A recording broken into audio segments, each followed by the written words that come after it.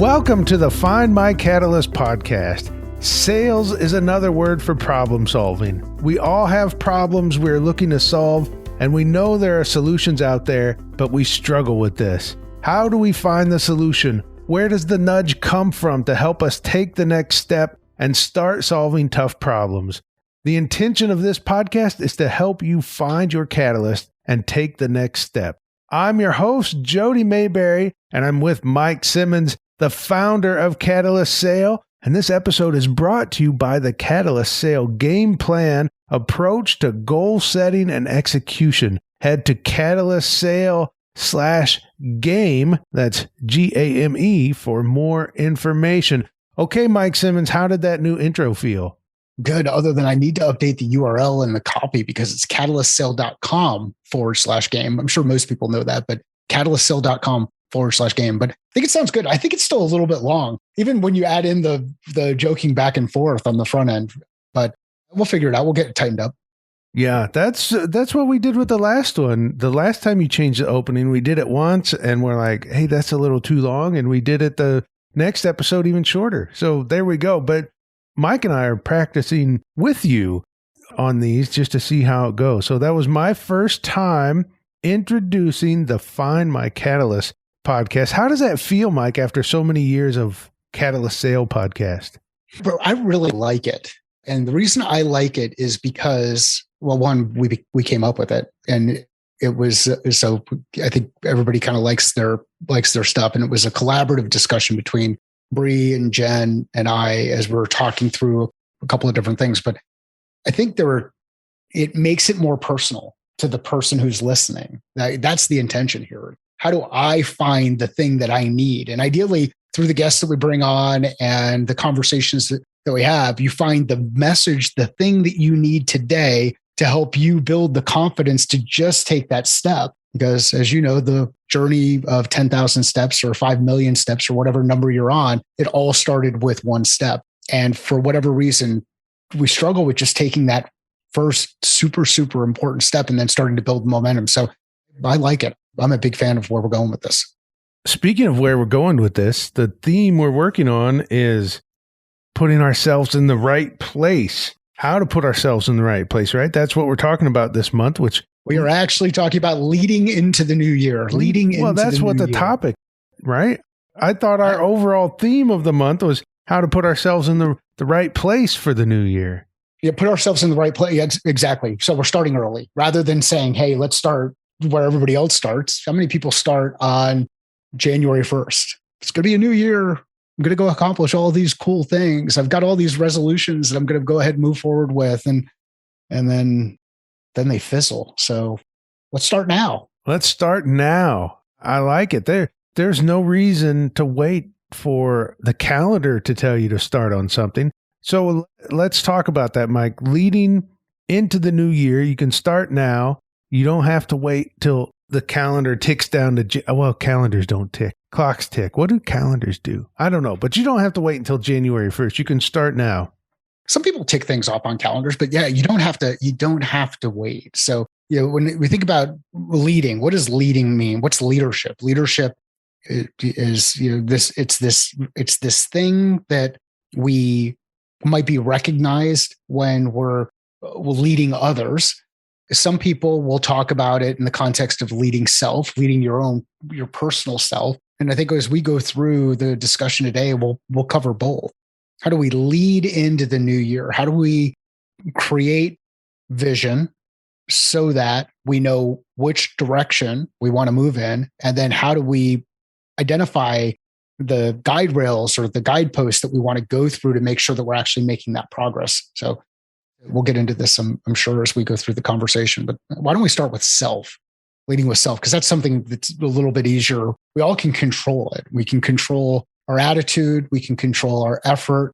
We can, whether it's the attitude that we bring or the effort that we put into something. So when leading self, I think one of the questions you've got to go through is say, what's going to be different about next year versus this year? What do I want to change? What do I want to do differently? How am I going to enable that to happen in either my business, my personal territory, my the operating environment that I live with my family in, which, for us, it happens to be a house. For others, it might be an apartment. You might be one of those boondockers who goes around and drives around in an RV all the time. But how do I lead self? There's some people, Mike, that would, because I've heard this before, when it comes to talking about leading self, they would say, well, Mike, look, I come to you to learn about sales, to learn about business development, to learn about these other things. And here you are talking about leading self. I've heard it before. I don't need someone tell me to. Now, I know exactly where you're coming from, Mike, but I'm telling you, there are people out there that think that. Why are you telling me about leading myself? I know I should do some things different. But the thing is, most people that know it don't do it, or they need a little help doing it, which is where the Catalyst Sale game plan comes in. But speak of that first, Mike, so it sets the tone for going deeper into this. Why is it important to lead yourself before you look to improve in the organization or help other people with their development in their career? I forget how Jim Collins says it in the foreword to The Effective Executive, which is building on basically the foreword to Drucker's book, but to the idea that someone can manage others without managing thyself first is something I think that is really important. So you talk about knowing. So we all know that we should floss every day.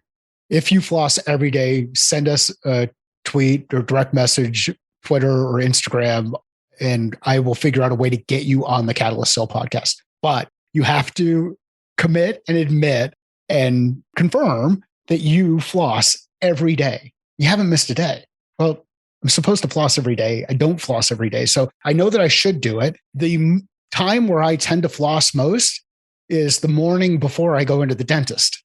It doesn't really do much other than maybe the dentist will look at it and won't have as much stuff that they've got to get out of there. So the whole point of leading self, we know that we should do this, but for whatever reason, we spend so much time reacting to the things that are in front of us rather than taking a leadership perspective, shining the light a couple of feet ahead of us, maybe even 10 or 15 or 20 feet ahead of us, but shining the light ahead of us and saying, am I actually moving in the right direction? Am I doing the right things? How am I holding myself personally accountable as I go through and start doing those things? And that's actually going to be the theme in January is accountability. And it's important to start inside. And I think people have heard me say this before. I know, Jody, you and I have had the conversation. When it comes to taking care of things and being productive in the world, first, let's take care of our own room. Then let's take care of our house. Then let's take care of our street or neighborhood. Then let's take care of our community. Then let's take care of our state. Let's take care of our country. And if everybody takes that perspective, rather than telling the country what they should be doing right or wrong, things will get better. I assure you, things will get better. We fall into the trap, though, of focusing on what others should do first and haven't taken care of ourselves. We haven't actually flossed. So how did that land? Is that clear, or do I need to go into a little bit more detail on taking care of self or leading self? It's good. I think it was important to lay the groundwork of this is why you should do it. So you said we start by saying what's going to be different. What comes after that? We've laid it out. We say, okay, in my house, maybe it's projects. You say, gosh, I'm tired of the squeaky door. I'm tired, whatever. So we have some personal things. Health is usually one. Health is one. Home projects. Now in my career, here's a few things. So we've laid out this list, Mike. What comes next? Yeah, I think you've got to have the list, and then you start to prioritize. You start to say, okay, of these things, which ones do I need to take care of first? And if you go back to, is it Keller's book, The One Thing? I think in Keller's book, The One Thing, he's got the focusing question, which is, what's the one thing that I can do today that makes the rest of this no longer relevant or meaningless? When you look at your list, if there are big, thorny things that you can take care of that solve for a bunch of the other stuff, focus your time, energy, and attention on those. So put your list together. These are the things we want to do. This is things I want to do. Then let's prioritize that list. And there are a couple of ways to prioritize it. One is the Keller question. Another way that I like to prioritize things, just because it feels good to start checking things off, what are the really simple ones that are on that list that I can take care of today so that I don't even have to worry about taking care of it next year or leading into the next year? I can just get it done today and get it off of my plate. So those are, get the list, then start prioritizing. I came across a couple of those items recently where I kept transferring them from day to day or from one week to the next week, whatever, and realizing I have spent more time rewriting this item on my list than it would have taken to actually just do it. And then you knock it out. Because sometimes if an item takes 15 minutes or less, why not just do it right now? That's a trap I fall into, that sometimes I say, oh, that'll be a quick one, I'll do it later. And then my list gets filled up with 15-minute items, which then start getting in the way of the big items. I think it all happens to all of us. And we just kind of push the thing off, and then all of a sudden you've got this giant mountain of stuff. Personal story, I hate doing expenses. Absolutely despise doing expenses. Back when I had to report expenses back inside the organization I was a part of, I would literally do expenses at the end of the quarter, sometimes at the end of a 6-month period. And it would drive the finance team nuts, would drive everybody nuts, but I just kept pushing it off.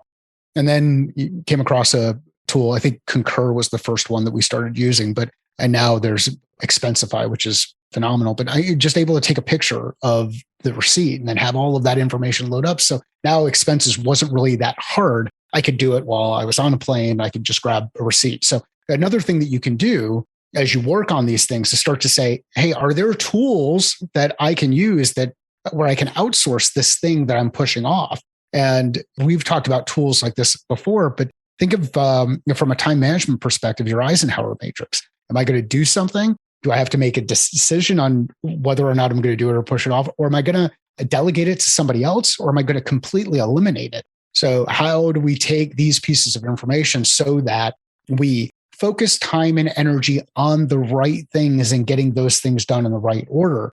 And this is one of those things we'll talk about with our teams, but many times we forget to do for ourselves. And the same stuff that we talk about with our teams from a leadership perspective apply to ourselves. So let's be consistent in the way that we execute here.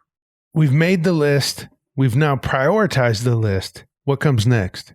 I think just adding time and making sure that you allocate time, and then holding yourself personally accountable to making sure to getting those things done. So starting to put some timelines associated when those things are going to be completed.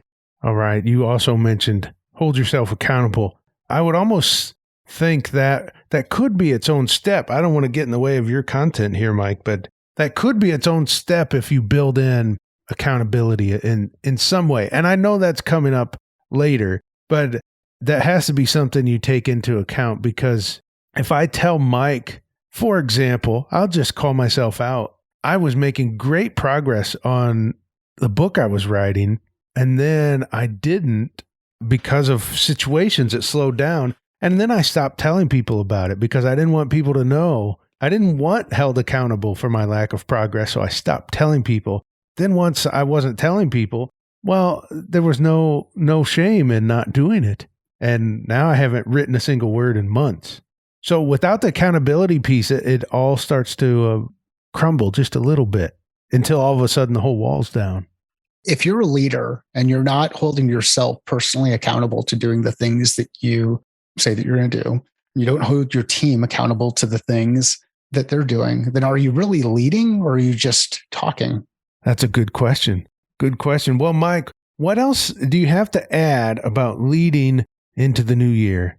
Yeah, so I think the key here, and this applies whether we're talking about leading self or leading teams, have an objective, figure out some things that need to happen in order to get to that objective, and then go ahead and get those things put in an order for what you want to complete, and just start knocking things off the list. And I think another thing that's really important for us as leaders to be really comfortable doing is consistently reviewing the work that's being done to determine, are you actually making progress toward your overarching objective, or are you just doing things and really being caught up in the busyness? Because sometimes the objective changes. Sometimes you realize that the tasks that you're prioritizing don't necessarily align with the objective, although you thought they might have when you began working on it. So give yourself the freedom to adapt and iterate on the plan as a leader, it is very easy for people to get caught up in just doing the things that they've been asked to do because they've been asked to do it, rather than evaluating it and saying, are we actually doing the right thing? So beyond the whole, I've got an objective, I've got a goal that I'm working toward, I've gone through some listing and I've kind of prioritized each of those things and I'm starting to execute. Looking back and reflecting and saying, hey, has the work that I've done really mattered? Is it getting me closer to the objective? Is it making a change? Are there other things that I know now that I should be putting time, energy, and attention toward? So as you get ready for the new year, start writing some things down. Make sure that you put some activities, and I know this all, actually, to Jody's point, a lot of this is discussed in the game plan. It all gets into goal setting and execution, through identifying our goals, determining what our activities are, using metrics to hold ourselves personally accountable, and then going through and executing. Write things down, come up with some ideas about the direction that you want to go in, evaluate those things as you move forward, and just continue making that progress. Remind us again, Mike, where we can find the game plan. CatalystSale.com/game. CatalystSale.com/game. All right. Thank you so much, Mike. And apparently, if you floss regularly, Mike wants you to send him a picture of your teeth. Don't involve me in this. This is Mike's thing. So thank you so much for joining us for, you know what I almost said right there, Mike? I do. Yes, you do. So I have to correct myself. Thank you for joining us for the Find My Catalyst podcast.